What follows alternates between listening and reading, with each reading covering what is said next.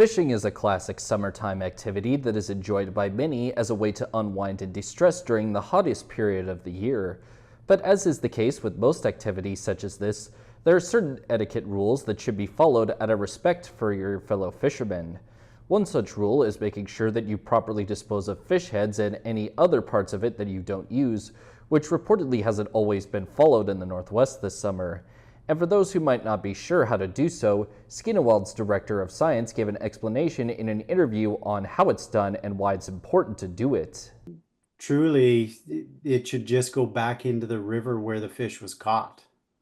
Ideally, right? You're simply returning those nutrients back to the river system. The seagulls and eagles are usually the first ones to pick that up, but it works its way through the food web, just like a salmon spawning and dying, right? Those nutrients are going to go back to the river. So essentially, you don't really want to remove too much of those nutrients from the river, and that would be the best place to place them.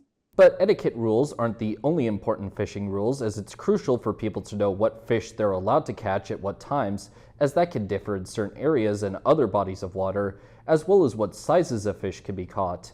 And it was also pointed out by Michael Price that in order to avoid trouble with fisheries officers, there are a pair of things that they will need to see if you ever get pulled over by them after a trip. I think it's a recommendation. I don't know if it's a strict rule that you have to keep the head on and the tail on, but you need to, you can't remove the skin so that the identifying features of a species are removed. So, you got to keep the skin on. Not too many people would take the skin off, but you'd need to leave it in a form that officers, if you're stopped, can identify the fish and see that you have a license to catch those fish. Price ended his interview by encouraging people to be considerate of others when they clean their fish and to give back those unused parts to the river so that it can absorb the nutrients that it needs, and by proxy keep allowing people to have fish to catch in the first place.